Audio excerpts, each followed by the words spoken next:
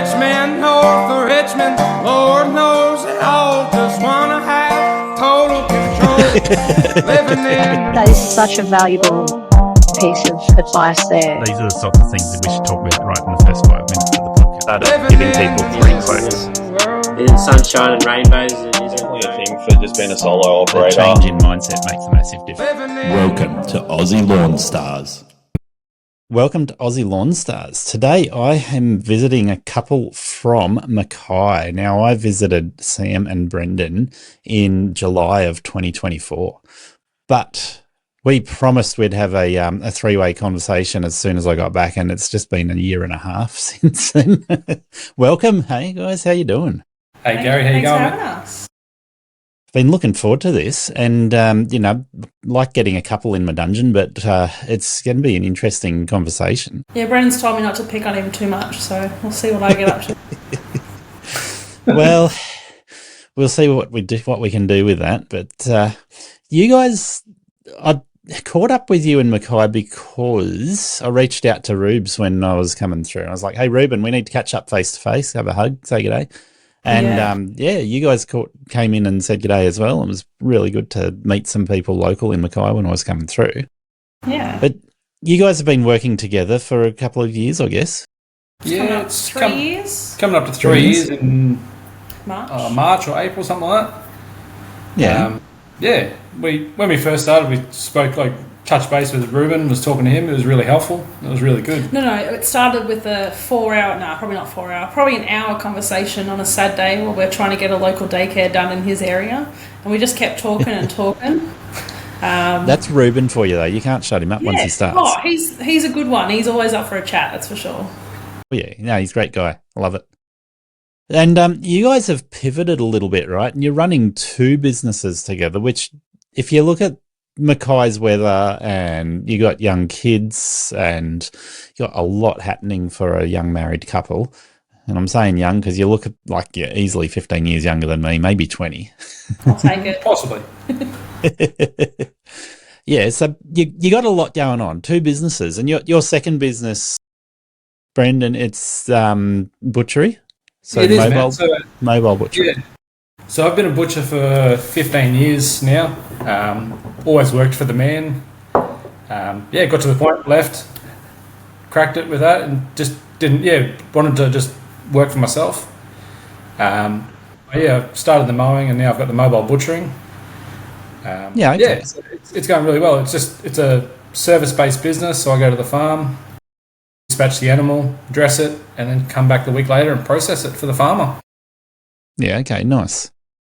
So that's a good supplement to the lawn mowing and gardening, I guess. It is. It's I quite like the diversity. Yeah, it's well sought after in the area. There's lots of new, younger farmers, and even some of the old ones that just either can't do it anymore like they used to, like they normally process their own beast, or a lot of the young ones have never had it happen in front of them and have no clue what they're doing, which is good because you push social media and the people that need you find you, and booked until June. So it's good for people to realise where their meat comes from. Yeah. It's not just wrapped in plastic on a supermarket shelf. Well, there's a lot of value in knowing that process too. And my brother's down in Tassie on a beef farm, and he sort of puts aside 2 or 3, I think it might be half a dozen beasts every season, and rears them, and depending on how they're growing when they get butchered. And I think there's a lot of value in seeing the process from start to finish, from purchasing a young calf or seeing them carved on site, and then at the right time, the butchering process. And you said a week between the initial dispatch of the beast and when you actually come back and carve it up. Yeah, that's correct. So I attend the farm on a Friday. Sorry, not a Friday, a Sunday morning. I like to call it our church. We go on a Sunday morning. And kids come along. Yeah, the 2 little kids come along with us. We just, process the cattle, the cow, put it in the cold room. We leave the cold room on site. It's not allowed to leave the farm. So the meat and the cold room stay on site for the week, and then I come back a week later and process it. So I leave it on site for the week to hang and age, And then when I come back, she's ready to go. Beautiful. And so once you come back and process the meat, Yep. obviously people would eat some of it straight away, right? But if you've got a 400 kilo beast, then they're not going to eat it all in one sitting, unless they. Sorry, a lot of people will get it cryovacked. So we cryovac it, label it into different cuts, different amounts, whether it be roast, steaks, mince. Whatever suits their family, really. Like, we send out the sheet of what do you want out of your cow, and Brendan flows along on his little cut sheet while he's in the cold room. Yeah. And then they get what suits their family. So some families need more mince, some families just want good quality steak, cut nice. So for sure. Yeah, and I think everyone's going to probably want a bit of diversity there. I grew up mostly vegetarian, so the whole idea of butchering an animal is sort of foreign to me, but I do eat meat, and so I'm not totally lost on it. But, I guess people are going to enjoy all of the different cuts and potentially the more processed, like the mince and whatever else, depending on what they want for individual meals. But I would imagine once you process the animal and put the cuts aside, if you eat some of the meat fresh rather than freezing it, you probably got a couple of weeks up your sleeve. Yeah. If it's private, you can probably keep it for once you've got meat in a cold room, it's I'd say probably 4 or 5 days, 4 days maybe. If it's fresh, maybe 5. Okay, so 4 or 5 days. And if you freeze it, you're probably getting 3 to 6 months. Yeah, correct. You're definitely going to get a decent amount of period of time to eat it if you freeze it, that's for sure. Yeah, so on average, if it's a cow, then you're going to have a fair bit of meat there, and you'll spread it out over 3 to 6 months that you actually eat it. If it's, say, a lamb or what other animals do you process? So I have done pigs. I'm not set up to scald the pigs, though, so that's dipping it in hot water and removing the hair. So I have done a couple, but they've had to be skinned rather than scalded. You don't get that nice crackle. Yeah, the only downfall is you just don't get the crackle, which is the best part. So. Fair enough. But yeah, so like a beast, most people will book in most 6 months. It'll last their family 6 months or so. So normally, I've been going for about 4 or 5 months now. Normally when we're on site, we're having a chat. I'll be doing my work, getting the cow sorted. Normally Sam will do the chin wagging to the farmer. Yep. She'll talk to them, and then normally she'll try and book them in 6 months' time, or again towards the end of the year, so they're stocked up for Christmas. So she'll distract the farmer while you dispatch the animal. And I have a couple of photos on my phone from when I went down to Tassie, and in succession, one photo is of me eating a nice steak for breakfast, and then the next photo is out there playing with the calves that that they're raising for Christmas. Yeah. That's it. Well, Brennan's actually done a kill so we have a mowing client that we mow for, and he also booked us in for a kill for his cow. So there's 2 left in the paddock at the moment, and the last time Brendan was there with the snipping, after he'd already done one of the cows, the cow was standing at the bottom of the retaining wall just kind of watching Brendan snipping, and he thought, geez, here I am just snipping the grass over for him to eat, for me to come back in about 6 months to sort him out. Yep.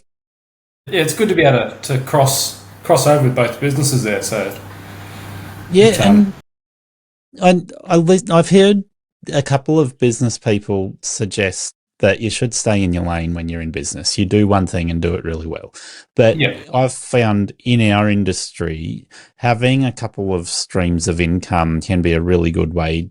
Like, we can say diversify, but it's just a way of balancing your income, because we live in a seasonal world, and the income from one stream is not always as steady as we would like. So that gives you an opportunity to have 2 income streams that balance each other out. When one's not busy, the other one might be, or vice versa. And, it'd suck if they're both quiet at the same time, but... It's nice coming into it, like heading into winter this year, knowing that we're not going to be chasing mulching jobs and cleanups and things like that we've done. We've got something already lined up and pretty much booked all the way. So, yep. Yeah, and I guess that's a good time to take care of a beast too, isn't it? Because it's in the colder climate, take care of a beast too, isn't it? Because it's in the colder climate, it's a little bit less pressure to deal with it as quickly. There's a lot of farmers don't like to stock their freezer in summer because up Fair here we enough. get obviously a lot more cyclones, power outages, and all that. Yep. Yeah. Some people get quite stressed, obviously, when they've got 400 kilos of meat in their freezer and no power. To be expected. Yeah, I can understand that. Yeah, It's so a, it gets them a bit antsy. That's a big dinner if it's too bad, so Yeah. sad. Just got to eat it now. Invite the neighbours. It's a big barbecue, that's for sure.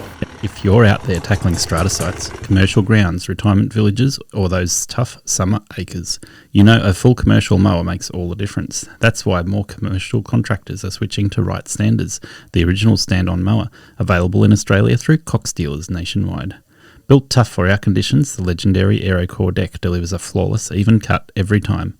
Quick manoeuvrability in tight spots, compact design for easier trailer loading, Kawasaki or Briggs engines, hydro gear drives, and a serious commercial durability. Stand instead of sit for less fatigue, better visibility, quicker jobs, and more profit in the bank. From the Standard B for great value to the X or ZK for next level performance, everyone is raving about the upgrade. Head to rightmowersaustralia.com.au or your local dealer today. Be sure to mention Aussie Lawn Stars. Right Mowers get the job done faster, cleaner and easier. Your back and your business will thank you.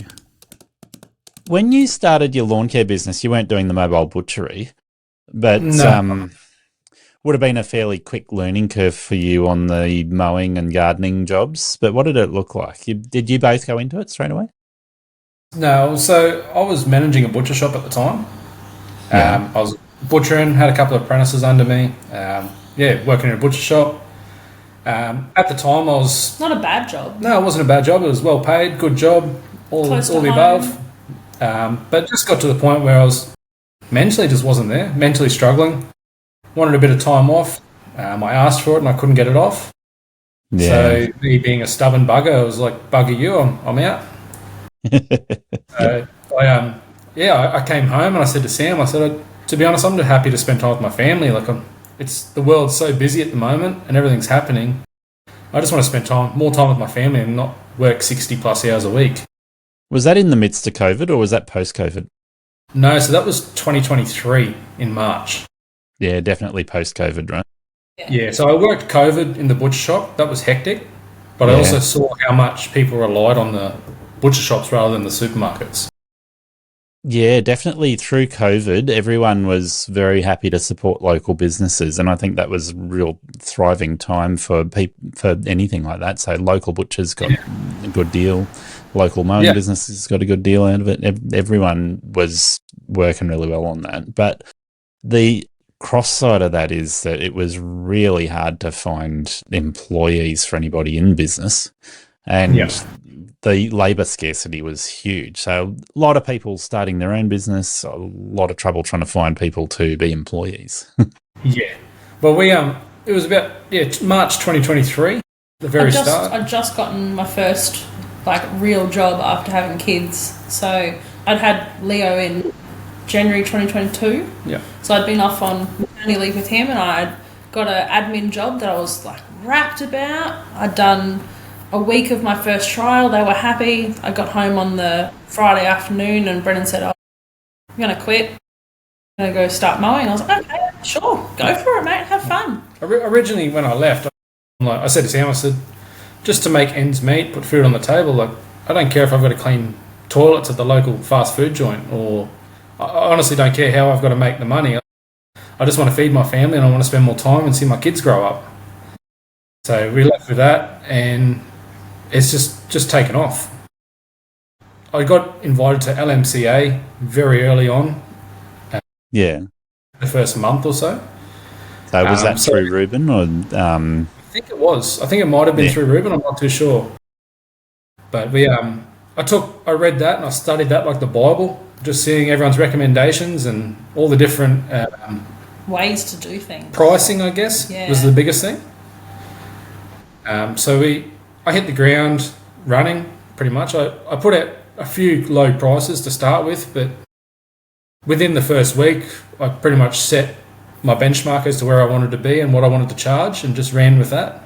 We did have mowing earlier in our relationship too, when we first got together. Okay. We were trying to pay for our wedding and honeymoon, and I can push a mower, he can whip a snap. So we went out with our ute and our little box trailer, and we cowboyed it for like. That was 10 years ago now. Yeah. 2016, we moved out together and bought a new mower so we could mow our own yard. It's just a Honda. No, a Massport mower from Bunnings. And I said to Sam, I was on my lunch break working for another butcher shop, and I said, look, this isn't cutting the mustard, I guess. Like, we're not making enough. Yeah. I guess I can do physical work. Like, let's try and mow some lawns. And I think a large percentage of our industry is made up of people that are doing it to supplement another income. And because of that, you do get a big disparity between people who need the money and people who are doing it for a side income. So if you're doing it for a side income, you probably haven't put that much thought into your pricing. It's when you're actually going, this is my job. I need to make sure that after expenses, like we're putting, and I think today you probably need $80,000 to $120,000 a year to say you've got a comparable income to somebody who's working for a job somewhere else. 100%. You look at mowing and you go, can I make at least $80,000 a year after expenses? Pretty easy, really. Like, you break it down over 52 weeks or even 50 weeks if you want to have a couple of weeks off. Like, it's really not hard. Like, the amount of grass out there just continuously grows. There's an abundance of work, that's for sure, if you want it. You guys in Mackay probably need to work off about 30 weeks a year because of all the cyclones and storms and monsoon season. And then, of course, winter doesn't grow as fast as summer. I'm curious as to what your winter looks like, though. You would mow right through.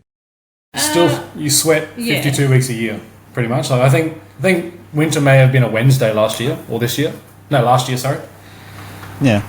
So the thing that strikes me about North Queensland is Rockhampton. I've been there a few times, and it is freaking cold in July. I've seen a frost in Rocky in July, and that's fairly north as far as Australia goes. Down here, I probably would say the average season for my location gets 2 to 5 frosts a year. So we're talking massive difference in latitude. But what's Mackay like? Do you see frost there, or are you too close to the ocean? Up in the hills, like in Youngler and things like that, they get a bit of frost, but you just get a few foggy mornings and cold starts. Maybe a few cool mornings, but it's just the biggest killer for us in the morning is like the heavy dew. Especially with the walker. Yeah, we've got a walker with the grass handling system, with the high dump and everything. Nice, So when we first got it, we struggled with the heavy dew or any wet grass, but we've kind of adapted, made it work. I've learnt my lesson with breaking the chute a few times and making this poor bugger fix it. So that's fun. Yep. It's really fun. Yep, for sure.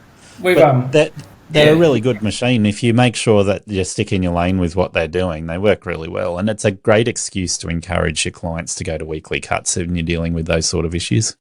Yeah. There's a couple. Yeah, there's a few. Yeah, so that's pretty cool. Now, in Mackay, would you say, look, you would have heard me talk about this, but the average place in Australia, you would look at 20 cuts a year as a good customer. If you're doing fortnightly cuts through the growth period and then once a month when it's not growing so fast. But I always encourage people to try and do weekly cuts where they can, which means you're talking more like 30 to 36 cuts a year if you can get them onto that. But what does it look like for you? We're around that 22.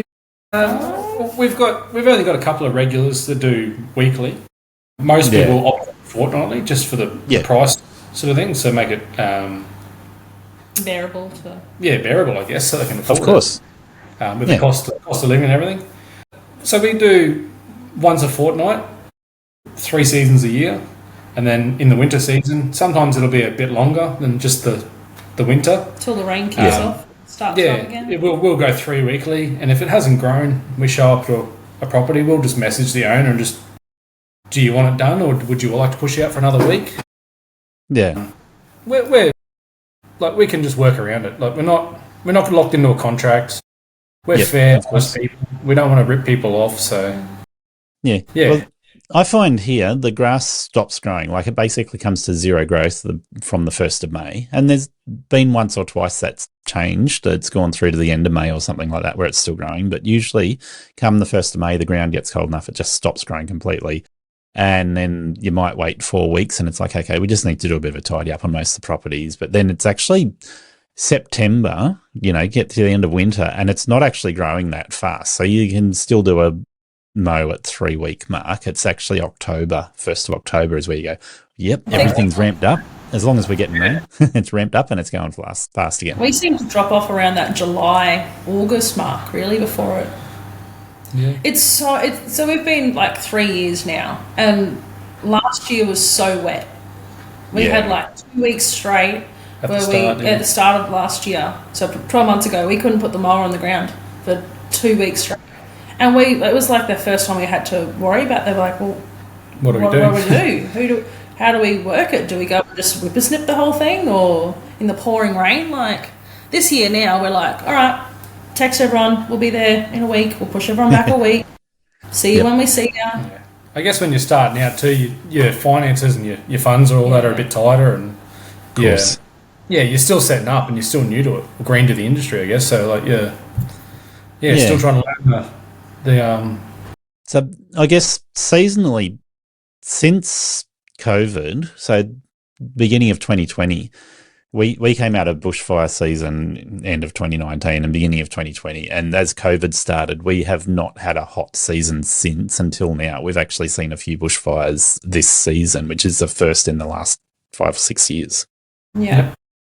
So that I'm guessing for you would have been what you've experienced for the entire time in your business is we haven't had down here any 40-degree days for the last 6 years. It's only this year where we've hit 40, 41 degrees. I think we got 42 on one day recently, but for the last, since 2020, we were setting 33 to 35 was a hot day. Yeah. Well, I don't know if it was just because we were used to it, but I keep saying that the last so long of this year, the heat hasn't felt that bad. And I just think I'm accustomed to it. But then everyone you talk to is like, it's hot, how are you doing this? But I think we're just used to it now. It's hard work, you just get it done. But you're definitely sweating your ass off.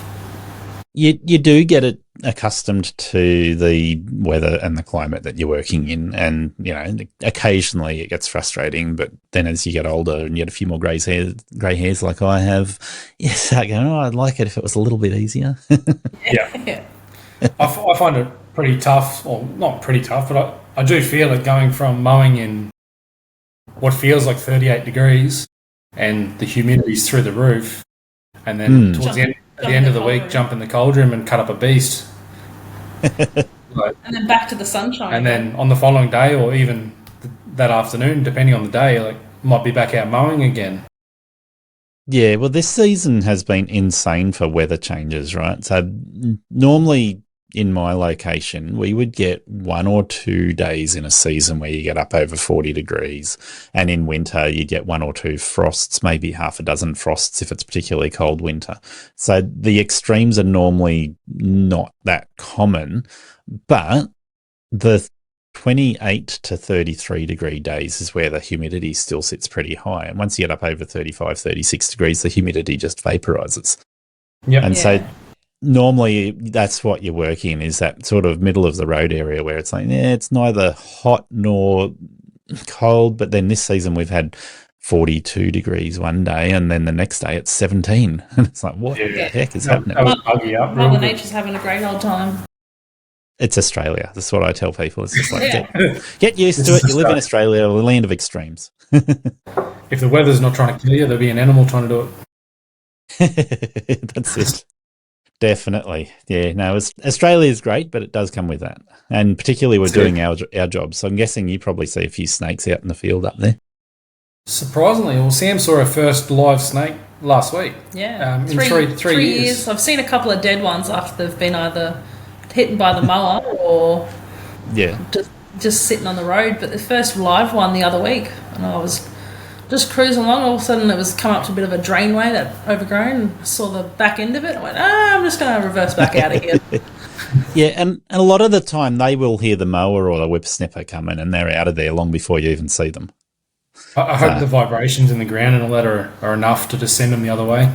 That's The walk exactly is it. not quiet, so as soon as you turn that one on, everyone should just run away. That's it. It's enough to scare them off, usually. That's it. Yeah. So, how long did it take you to get busy, Brendan? Like when you started 3 years ago, did you have it fairly quiet, or did it ramp up to fairly busy straight away? What did it look like? Don't get me wrong, it was probably 6 months or so. Like there would be weeks there or days there I'd probably only have 3 jobs on, and then I'd come home or go hand out some flyers or some Door knocking. door knocking or whatever's needed. Yeah. Okay. But there was times there where I'd have a half day or I'd have a day off if I had nothing on. We were pretty lucky. Like the same Facebook page we've used since before we even got married, and so we just reinstalled the page, like republished it, and we still had like 500 followers or something from originally. So there was already kind of Nice. a few people following that. The word got out a bit bit of quicker. a customer base already to go. Well, not customer base, but I guess Just social people, media was already built somewhat. That does make it a bit easier. And I think marketing is one of those things. Even if you go to LMCA, there's a couple of Facebook groups on Facebook for Australian lawn mowing contractors now. But yeah, even there, the marketing information is usually pretty sparse.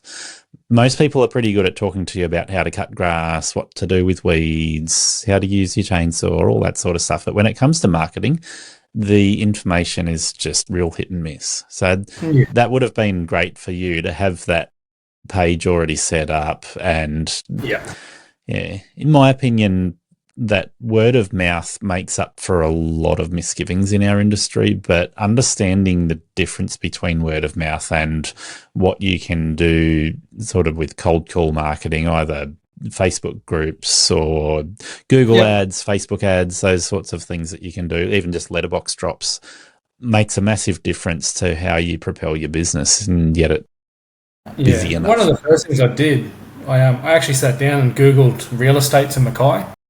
So I had a list, I think it might have been 17 or so real estate businesses in Mackay. And I cold called every single one, and I got contractor forms off every single one, and I've sent them all through. There was a couple, probably 3 or 4 of them that like followed through, and I ended up getting some consistent work through. It wasn't an awful lot to keep it going. But it also wasn't the work we'd take on these days, but as a starting job, it was great. It was something to pay the bills and keep ends met. I found in the early days I was doing about 50% of my work through real estate agents and 50% was private. And that made 50% of my money come in almost cash or, fairly quickly because it was private. And the other 50% of the money came in at the end of month when the real estate agents would pay it. And that gave me a balance of money coming in routinely and then money coming in at the end of the month to top it up. But, feels like Christmas at the end of the month that way. Even though you've done the work. I think the first few years in business, you're learning things like scheduling and how much workload you can actually take on, how to get your pricing right, how to make sure places like real estate agents value you for what you're actually worth, all those life lessons that you learn. So I'm guessing at this point in time, you've learnt a lot of those things. You've been able to establish a business now that's reasonably well priced and filling your schedule out. And like I say, between that and the butchery, you've been able to get a fairly good balance. Yeah, no, it's been really good. So another quick thing we did, like I did at the very start too, was once I established or decided I was going to go out mowing full time, my cousin actually does like website designs. Yeah. So she redesigned my logo. I only had a clip art photo on my Facebook page, so it was a real cowboy. It was a real cowboy setup. Nothing wrong. A lot of us start there. But yeah, so I took the time. My cousin redesigned a logo and built a brand. Is my biggest thing. So you got all the logos, you got everything, you got the website. The trailer got sign written. Yeah, sign right at the toolbox on the trailer. Just different things, and just tried to push a few photos on Facebook and social media. Just to try and build a reputable brand was our biggest thing. Nice.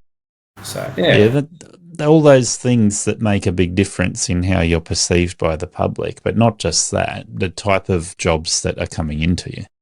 Yeah. So if people see that you look reputable, that you look like a professional, then the type of work that comes into you is expected to be regular, routine, and good quality, and reflective of that is going to be the pricing to match it. That's it. The reliability is the biggest thing for a customer. Every time we go for a quote and they've got an issue with their last lawnmower person, it's reliability. So it's just, and you obviously sometimes you get a customer and you go, I know that the lawnmower contractor is not the problem here, and you just send them the quote and add on the tax.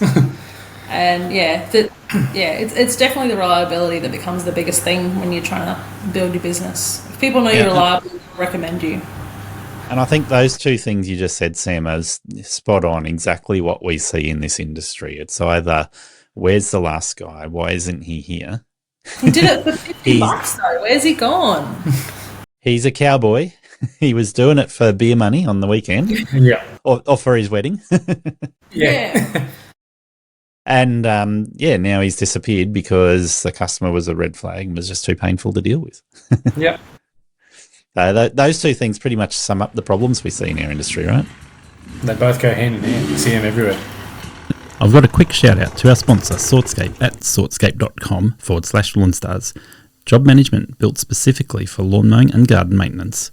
If you're still running your business off a paper diary or a basic calendar, Sortscape gives you the stuff they can't. Drag and drop scheduling, route optimization, automatic customer text and email reminders, plus job timers, so you can track time on site and cut the after hours paperwork. Visit sortscape.com/lawnstars. It also keeps your crew organised with customer history, notes and photos right in the app, so you're not relying on memory or pretty sure we did that last time. Visit sortscape.com/lawnstars. Sam, before we pressed record, I was asking you, both of you, that you answered this pretty well. So what are some of the systems you put in place that make your business work better than what it would do without having good systems in place? I don't know if you class it as a system, but I message every person personally. We don't send out automatic messages through Sortscape. We looked into it early on when I kind of got really overwhelmed with always having someone needing a reply and always needing to do something. But now, 3 years in, Monday comes around, I message everybody for the week. How you doing? No worries, we'll make sure we put Lulu the dog away before we get in. Like, if someone's got a dog, I know their name. If someone's kid's going to be home, I wave at the kid through the window. It just kind of becomes that personal touch, which we have one lady that I check on her every time. She's an elderly lady. Her son called us a while ago after her husband, the husband passed away, and said, no one lives here, need someone to mow mum's lawn. I check on her like she's my grandma. Like, it's over and above, but that personal touch makes a difference. It does, and I would call that a system. So regardless of whether you go with something like Sortscape or you do it by accident, and, we're talking about the cowboys that don't bother doing it properly, it's still a system. And, their system's failing them. You've fine-tuned it, even though you're not using a scheduling app to do it. You're doing it manually. That dedication shows your customers that you're thinking about them and that you care about them. So the way you choose to do that is your system. Yeah. It seems to work for us. With the weather and that too, we can reschedule if need be, not using a scheduling app. Yeah. We make it work for us. We try and spend as much time as we can with the kids and that, and just make everything try and work for us. The reason we're doing this is to make it better, make our lives the way we want it. So, yeah, for sure. And I think Sortscape, the more people that use it, the more it accommodates for things like that. So in the time I've been in the Sortscape user group, I've seen them dealing with issues like that. How do we schedule around a week down because of the weather, those sorts of things. They'll get it, and then they are getting it. But, this is Australia. Time. And within Australia, you got a couple of Australian-made scheduling apps, and they're learning all these things. So they'll only get better with time. Yeah. Yeah. No, I really like your personal touch, and the fact that the two of you are there means that you can dedicate part of your administration to just making sure your customers see that personal touch. We found too, like in the early days, showing up for a quote a bearded, sweaty, intimidating bloke showing up for a Tattoos quote, all over him. Looks a bit to dodgy. whether it be a single mum or a grandma or someone that you're quoting for. It's just having when Sam shows up, they have a good chat. When you leave, they've got a smile on their face. They're not intimidated. They're not stressing or anything like that. Like, and not worried some dodgy bloke's going to appear in the window. Yeah, and I don't think you're intimidating, Brendan, but certainly I can appreciate that. Makes a massive difference. And, if you look at people that have a crew of two running around mowing lawns, if it's two guys that are bearded, tattered and rough around the edges, swearing as they come and go, it's not really the branded image that you want to present. And so when you do have a crew like that, usually the person that owns the business is going to go to a lot of trouble to make sure those two guys are not carrying on and acting like they're inappropriate when they're doing somebody's lawn. But the amount of people I've talked to where there's a female that turns up, and it just creates that level of trust that you cannot emulate with the guy that looks like you. I honestly think the ratio of closing, winning our quotes, improved when Sam was showing up as well. Like, it's just having that female, like you said. Even still now, there'll be times where I'll just do the quote, or Brendan will just do the quote, and it seems to be more often. I haven't done the numbers. I'm not that worried. Yeah, of course. But it seems to be like if I'm in the picture, there's a lot more. I don't know if I just talk shit really well or what, but it always seems to be winning on our side. But yeah. But no, I do think and I've seen it with numerous females running their own businesses. Like you said, if you got a single mum or an elderly woman and they're going, I don't know if I trust this person that's turning up. When you turn up, Sam, there's no question. It's just like, okay, I have no question about trusting you no matter what. Yeah. Makes a big difference. No question at all. Yeah. And, the two of you working together means that level of trust that then gets generalised and accepted for both of you.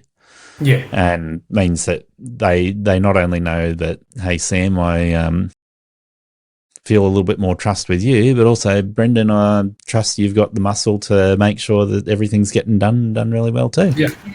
I love it. There's a client that always says, make sure Brendan's got his muscles ready to go for the job. Like, she knows I'm the one that makes him do the hard work and I just sit back on the mower. So. And, we're stereotyping between men and women here, but those stereotypes are valuable, not just bad. Like, you can sit there and complain about them, but they have their place. 100%. Look, I don't shy away from hard work when I do, but I still get in and I do the hard work and I throw the ramp up at the end of the job. I complain about it, but I get it done. That's all right, Sam. I complain about it too. I know one of my trailers, when I built it, I had a sore back for the first month or two after I started using that heavier ramp. And, I got job fit after I did it for a while, but it's worth the upper body yeah. straight got to work in when the struts gave out on the trailer, on the ramp, that's for sure. Yeah, it makes a big difference, doesn't it? It does. Got to get back onto that maintenance and changing a few things around, so...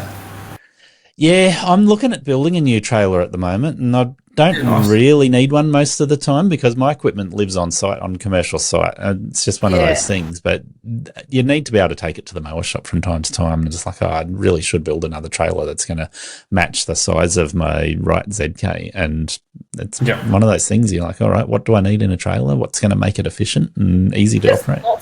Lots of options for trailers now, like forever seeing people post on MCO about, where'd you build it? And different configurations and everything. So. Yeah, well, I like the typical Jim's trailer in terms of having a fully enclosed toolbox that fits your tools in really well. But then when you go to Catch Pro and you start using equipment defender racks and things like that, it's like, well, that just makes life simpler, doesn't it? Yeah, that's it. So there's so many things you can do even with simple stuff like that, but I do like the fully enclosed trailers, and that's what I've typically had, is a trailer that's fully enclosed. Mowers are protected from the weather, tools are protected from the weather, plenty of room for putting signage on both sides of the trailer, even on the back with the ramp. Yeah. We like when we first started out, we took into account, looked at Ruben's trailer as well. So he lives pretty close to us, so he's got the big tipper on the back. That is big massive. Deck on the front for the walker and everything. So we took that into mind, and then the fold down on the side for the high dump as well. The only thing we haven't gotten around to at the moment is enclosing the front deck. So it's still open at the moment. It's been on the to-do list forever. We It just hurts to spend money when you're, your quiet time's winter. You don't want to spend money in winter. We got quite a hefty quote to enclose it. So I was going to do it, but I just couldn't bring myself to spend almost the same amount as the trailer cost me just to enclose the front. Well, the other thing is, and with that design of trailer, people probably will struggle to visualize this, but your box at the back, do you say your box is tipping? Yeah, so we've got a tipping box at the back. It's an 8x5. Yeah, so that's directly over the wheels. The wheels are at the back that support that box, but then you've got a long drawbar in front of that box with your walker on the drawbar. And if you add weight to the walker box that by enclosing it, then you're adding more ball weight. So you've already got a fairly heavy ball weight, I'm guessing. Yeah, I honestly haven't checked it. I probably should. But I do. Like, I've got airbags in the back of we tow with an MUX. So we've got airbags in the rear of that. It's had a tow tune, everything like that. Touch wood. It's been well. It sits level. It tows well, drives well. I should really check the tow ball weight. But if you don't know, you don't know. So yeah, true.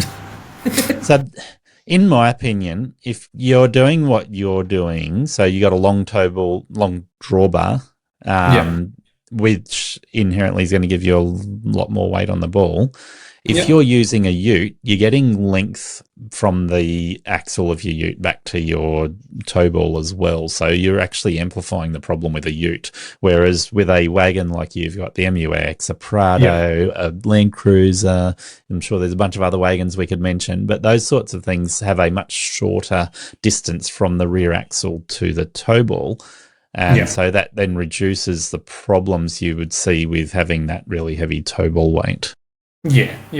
Well, that was another thing too. Like, was enclosing, it's going to add all that extra weight, the wind drag, everything, etc. But I just I like the idea of being able to get out of the rain or having the equipment out of the weather. Keep the seat from burning your arse in summer.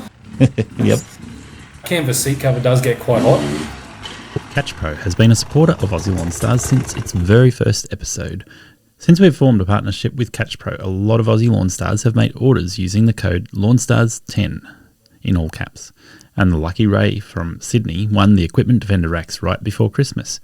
I'm letting you know that all the support for the month of February will be going towards BJ's choice of charity, Queensland Children's Hospital. I guess you could go the other way, like Daniel Smith. He's got the mower on the trailer and then puts the grass clippings in the back of the tipper. We have thought about it. Probably a bit more money invested to do that. Yeah, no, definitely, because you got to buy another vehicle. Yeah, it's probably not something we're going to do straight away. But for now, we're making ends meet. We're building that reputable sort of run of all our regulars, and it seems to be working for us. Yeah, I think if I was going to be catching grass clippings all the time, I would probably head for that truck. Not necessarily a tipper, but a truck that can either have the mower on the truck or the grass clippings on the truck so that you get that benefit. But it is an expensive setup. On the topic of a tipper, that is the best investment I've ever made in my life, was a tipper trailer. Yeah. We used to haul those pink Aussie we used to have bags out. We used to have an old box trailer, just a 6x4, and we used to zippy tie the handles up of the... Spray painted it black, so it looked a bit nicer than the rusty shell it was. But we just drag it out, tip it over, and we'd be gone again. But the mower's hanging out the back of an old Navara. Yep. Yeah, that was the cowboy setup. We've invested a bit of time and money into our setup now. There's nothing better. There's no feeling rock up to the green waste dump and hitting your hydraulic tipper and off you go. Back out on to the next job. Yep. Yeah, when I started, I certainly had that cowboy setup as well, so I can appreciate that. Everyone's got to start somewhere, and what works always does the job.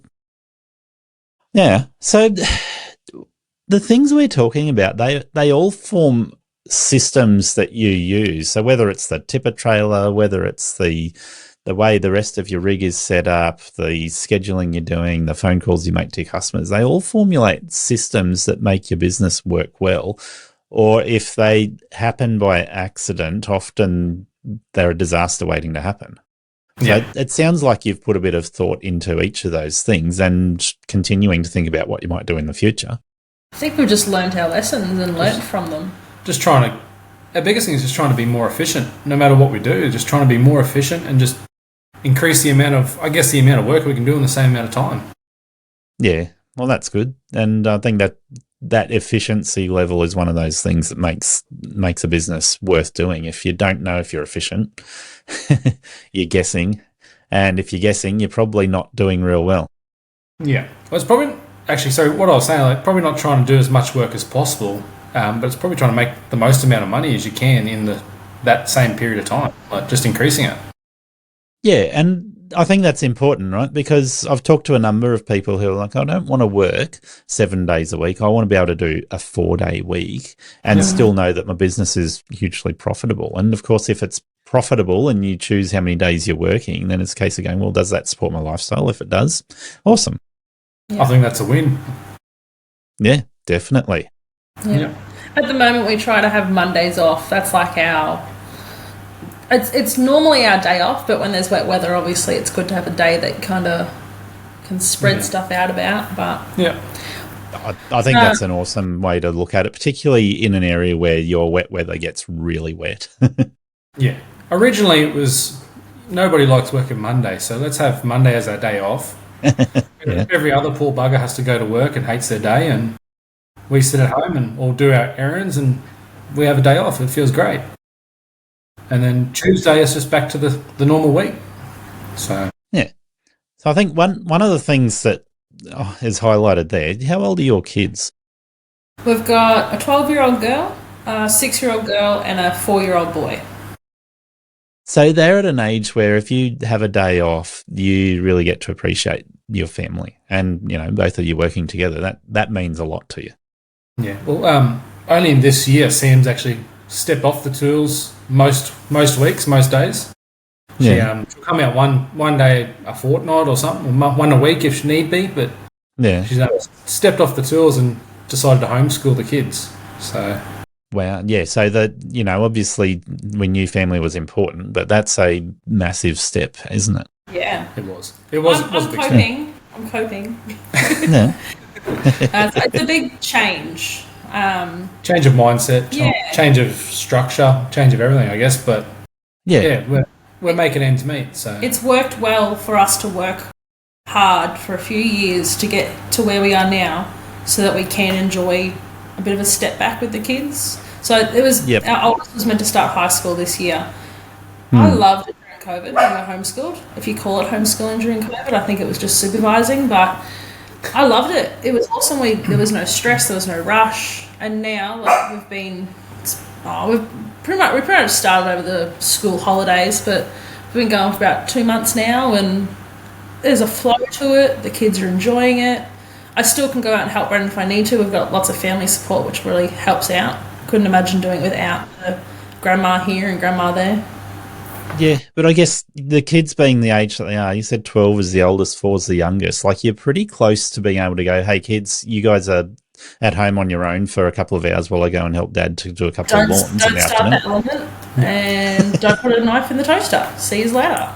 We live so Sam will sometimes set him some work for an hour or two, and then she'll take off, do what she needs to do, and then come back. But not all the time, obviously. But I try having grandma or granddad to be able to babysit for a little bit makes that more flexible. Very handy. 100%. Makes it so much easier. Yeah. That sounds great. Sounds like your priorities are able to be balanced fairly well in that regard, doesn't it? Yeah. So, look, I guess one of the things that I'd like to touch on, and you guys can plead the fifth as much as you want to when it comes to me asking personal questions, but in terms of what your business structure looks like, we've had a very good insight into that. How can we talk about your pricing, or are you happy to talk about that? Yeah, I'm happy. Yeah. Most of the time, what I'd like to focus on with pricing is sort of comparing your job rate, your hourly rate, your daily rate, your weekly rate, your monthly rate, your annual rate, so that people get a really good insight. If you just talk about an hourly rate, people tend to brag about, oh, I did a job for $200 an hour based on doing 15-minute job that I charged out at $100, right? 100%. But yeah. if we break it down across those sort of numbers, it gives people a fairer idea, and it allows for the fact that you've got a week where you can't work because of the rain or something else comes along. You have breakdown on the walker because Sam bent the fins on the fan again. Happens more often than not. Well, that's the joys of having a walker. They're a great mower, but yeah, when you got a problem, it's pain. I often ask her if she got the license for it when she bought it or from the dealer, or what Gave me my free hat and my license to go with it. I've still got a couple of Walker hats sitting in my cupboard there. I've got quite a collection of hats there. So Most expensive hat I've ever owned, that's for sure. So walk me through some of your prices, and whichever one of you jump in and talk about this. But if you're quoting a job, Sam, you said you do a lot of the quoting? Yeah, well, I'm the admin, right? So, like, this one doesn't touch zero unless he wants to mark off a payment come in the bank and he got excited about it. But we talk to each other, so it's good now because we've been doing it for so long. We kind of know what we're going to say before each other. We've been together 10 years now. It's just kind of like we're the same person and have the same ideas anyway. Awesome. But before we even leave the job, we've kind of got a price in our head that we're going to go with, and then no worries, I'll give you a quote later on tonight once the kids are in bed. We get home, kids are asleep, cup of tea, and go through some quotes, and we'll just go through the pictures that we've had and check over. Both of us kind of got an idea. Yeah, sometimes this one will want to go chuck an extra $20-$30 on top, and I go, well, do we need to? And he goes, why not? And then I agree, and we get the quote, and I could have shortchanged myself $30. That's really handy to be able to look at that in hindsight. Yeah. I'm guessing by the sounds of it, most of those jobs you're quoting at a job rate rather than an hourly rate. Yeah, everything's a job rate. That was the main thing I took from LMCA. Probably within the first month was never quote an hourly rate. I'm not working for the man. I'm not working per hour. That's for sure. Yeah. I like to push back on that, and my reasoning is because people will always go, "Oh, Brendan, you were there for an hour and you charged me $300, or you were there for 20 minutes." Yeah, I know how much I paid. I don't like to have to explain myself to people, but I guess like if I had to, it would be like there's quite a lot of money invested to get to that stage. We're not taking 2 hours cutting it by scissors or hand. I'm not push mowing your acre block by hand. We've lost a client before because she didn't like that it took us 20 minutes to do a yard, and we charged her 132. 132 or something it was. She didn't like that we charged her that for 20 minutes work. No worries. Yeah. It's not for everyone. Of course. But I think, and this is why I'm pushed back on that, is because I think it's smart business to be able to explain to people this is how my business functions, rather than just, I don't like you questioning things, see you later. Yeah. And so, depending on the scale of the work that you do as to whether it's just like, it's a fixed price, just makes it easier for you, or whether it's a case of going, well, you're paying for labour, so you've got an hourly figure that you're working with, but you're also paying for the fact that I've got a $45,000 mower and all the other equipment and the insurance and bits and pieces that go along with it. There's always overheads, and you got to cover them first. If you don't cover them, it's not worth. If you're not going to make a profit, there's no point doing the job. And the other one is you've got two people on site working for you at once. It's not just 20 minutes; it's actually 40 minutes of labour plus the time to get there and go to the tips and everything else. It's all the behind the scenes, even the admin, whether it be 6 messages back and forth just to do a quote or whatever's needed. Like there's always behind the scenes that all add to it as well. So whether or not they think we're just on site for 20 minutes, but like you said, 2 people, it's 40 minutes. You add the admin in, or the travel as well. Whether or not it's difficult access or whatever the case may be, there's always a reason behind it. Yeah, for sure. And I think that's what I'd like to get to, because LMCA sometimes misses the mark on that. It's really a case of going, well, somebody's a red flag if they question you. I don't agree with that. Yeah, I think that you can come to that conclusion. Somebody's a red flag if they question you, but you can also say, well, do I need to just spend a little bit of time with them with them, giving them insight into what business looks like, and depending on the scope of the customers, whether that's valuable or not. But the other thing is, so coming back to making this more personal, how many jobs would you do in a day on average? Our record is probably about, I think, 13 or 14 between us. In the same, working together. Yeah, No, okay. we hit 15. Maybe, 15 or so. Yeah, okay. Me out by myself now, I try and do 8 or so. I'm comfortable to do 8. It's still a decent day, but yeah. So would you say that is that a 10-hour day, 8-hour day? I normally leave home. I try and leave home before the school rush hits. So I'm trying to leave home about 7 o'clock. Go get some fuel around the corner and grab a drink, and I'm off ready to go to the next yard, by the first yard, by 7:30 or so. By the time I'm finished the first yard, I'd like to say the school rush's majority is gone. But yeah, probably from 7 to 3. I'll probably be home by about 3. Try and get home before the school rush starts in the afternoon. Yeah. Try and dodge the school rush of a morning with a job or two. It's so congested in our area that you spend so much time in traffic if you don't avoid that school time rush. So, yeah. Now, I thought of Mackay as fairly regional sort of place, so, small town, but it's actually a small city rather than a small town, and obviously you do get that peak hour traffic. It's not Sydney peak hour traffic, I couldn't do that, but if anyone knows Northern Beaches, it's, what kind of a... It's just bumper to bumper come school traffic. There's so many schools in so little amount of area, and they just... Yeah, the traffic all flows in the same direction. They all just end up bumper to bumper for half an hour. And when you're working and charging, half an hour is unbillable time. Half an hour, I'm laughing. I'm thinking Sydney traffic, it's like 7 a.m. till 9:30. I'm not in Sydney, by the way. I couldn't do a big city. I couldn't. The Mackay's big enough for me. I'm trying to get out of Mackay.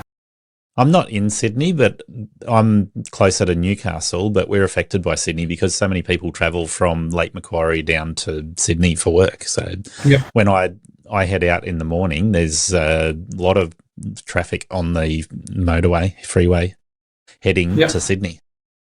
I don't know how you do it. Yeah, well, like I said, I'm not actually in Sydney, so I avoid most of the issues and the drama, but it's what it is. I try and line up the morning, organise my morning so that I'm either got a couple of jobs close by, away from a school. Otherwise, I'll head away as far as I can and work my way home. Sometimes afternoon, if I'm working past 3, I'll try and get to a job. If you can time it right, get there before 3, and that way by the time you finish, the school rush is gone. Otherwise, I'll just try and get a couple that are close by so I can be busy making money while the school rush is getting sorted. Yeah, fair enough. And I guess in the afternoon, you're wrapping it up after the school rush? I try to. I find that afternoon sun is just a killer. It just cooks you from the outside. Yeah, so there's days where you just got to call it early at, say, 2 p.m. You go, I'm cooked. It is. It's 2 p.m. That 2 p.m. sun hits you differently, I'm sure of it. Yeah. Come about 2 o'clock, I reckon that sun just gets so much hotter. And it's the afternoon. When it comes down, it's high level or even bloody right in front of you. It's just, there's something about it. It just cooks you. Yeah, and I think for you guys, it's probably the humidity along with the sun that really is making it hard. And you probably don't get 40-plus degree days too often because you're close to the ocean. But low to mid-30s. And 90% humidity. Yeah, 100%. I think I checked the other morning. It felt like 38 degrees, but it was only like 33. But I think it was like 93% humidity. It's just drenched doesn't on the surprise me. Gold. I look like I've fallen into a customer's pool. So, but if you can manage your 7:30 till 2:30 in the afternoon, you get 8 jobs done. What's the average sort of income you bring in from that day? Yeah, average job. Well, we've just put all our prices have just recently gone up to them. We try and do a minimum of about 130, 132 per job. And then if we're doing 8 of them, you're looking at a bit over $1,000 a day. Yeah, fair enough. Yeah, some days are bigger with we head out to the outer regions and the blocks are bigger, so Yeah. they're up at that 150, 165. If you add some spraying on each job, then you're looking at a couple of $100 extra by the end of the day. But we try Yeah, for and sure. like I'd love to be able to aim for that 1,000 to 1,200 a day. If I do 4 days a week, well then you're looking at $4 to $5 a week. Yeah, and that's pretty respectable for any sort of lawn care business to be able to hit that mark. And even with the two of you, like you said, sometimes it's both you on the tools, but often that's based on what you're doing on your own, isn't it? Yeah. Well, don't get me wrong. Like there is quieter days, or there might be a random day off amongst that. But that's what we try and do. We've got 50 odd regulars on the books. Some of them are triple that rate. Like some are double that rate. Some are couple of commercials are priced real well, and but we make it work in between our roster sort of thing. Like between the butchering on the weekends, and then the Mondays try and have the day off. the hardest part on the weekend is kill days are Sunday, so you're out 7:30 at the farmers, and then you're hooking up to your mowing trailer at 10:30, 11, and off you go for the commercials and the daycare and things like that you don't want to do them throughout the week. Fair enough. Yep. Yeah, and that's why I like to give people those averages to look at rather than just saying, oh, my best day was this. It's like, okay, this is what an average day looks like for you, and then you take into account the fact that, you know, some days you can't go out because it's raining, other days you don't get as many jobs done because whatever reason. Yeah, well, if some jobs have got hedging on, obviously there might only be 6 jobs on that day. The days there might be 12 jobs, and I've got to yell out to Sam, like, can you come help me for today? Like, I need help, the big guns. Yeah, that's it. Sam, you can do the hedging. We make it meet in the middle and make it work. Yeah, that sounds great. So, what's the profitability of butchering like when you're doing it on farm? Is it similar sort of margins, or are you looking at making similar sort of money when you do that? Probably a lot better margins, to be honest. I've only been going for 4 or 5 months now, so I haven't really broken it down yet. Yeah. My overheads, so my cauldron has water tanks. I prep it all in the cauldron. Like I use the water on site. I hook up to the customer's power, so it's all on their expense on the power. I've got a gas hot water system, so I'm still on my first gas bottle after 5 months, so that's pretty good. Yep. Pretty good pricing there. Yep. Other than that, like I've got some sausage skins and sausage meals, some bagging, like some plastic bags and labels. Cryovac hire. Yeah, if people want it cryovac, I've got a cryovac hire to hire one. They pay for the bags. Well, the bags are all incorporated in the price as well. Like your knives and all that, you use them over and over and over again. You're not changing your knives like you change your walker blades, that's for sure. Yeah, fair enough. But it's easier to sharpen a knife than it is the walker blades. Oh, 100%. Yeah. But So it's pretty good. But there's minimal overheads, really. couple of curiosity questions there. The sausage skins, what do you use? So it's a collagen casing. So I buy a box of collagen casings. They just come into a slug about that long, a length of that. So is that an artificial casing or is that from an animal? It's made out of collagen. So it's from an animal, but it is like they do call it an artificial casing. It's not the intestines. It's a process. So you can use a hog casing, which is an intestine, and that's normally like your thick sausages that you'll see. Yeah. But I tend to use the thinner artificial, the collagen casings. That's for so it's a process casing rather than made by the animal. Yeah, it's a lot less stress less worry about salting them and preserving them, looking after them. Yeah, fair enough. You just keep it dry and cool in a container. So yeah, and I guess the other curiosity I had was your cool room that you're using. So is that a trailer? it is. It's a trailer. So it's a dual axle trailer. Yeah. Yep. You're looking at and then you park it up for a week on their property before you move on to the next one. Yeah. So I take it down. Sorry, you're right. Yeah, have you thought about having more than one trailer like that so you could? Yep. I most definitely have. It's they're similar. It's a waiting game now. Yeah, they're similarly priced. It's an expensive one. They're priced similar to a walker. So yeah, you came home and said you buying a walker. I went, whoa, whoa, whoa. And then a few months later, he said, yeah, I'm going to buy a cold room, the same price. Let's keep going. So, But the cold room pays for itself, right? I mean, the walker does too, but the cold room, you don't need to be there for the week it's sitting there. Exactly right. I've only got to go for a couple of hours in the morning, put the beast in the cold room, then I've got to go back for the one day at the end of the week on a Saturday and empty it. So it only takes you a couple of hours to process the beast from the time you turn up to when it's in the cold room. on the weekend, an hour and a half for a cow. Yeah, so to dispatch it, quarter it and skin it, gut it, put it in the cold room, I allow myself probably 2 hours. And then you spend a whole day cutting it up after that? Yeah, so when I come back on the Saturday, I try and get there of a morning, about 7 o'clock.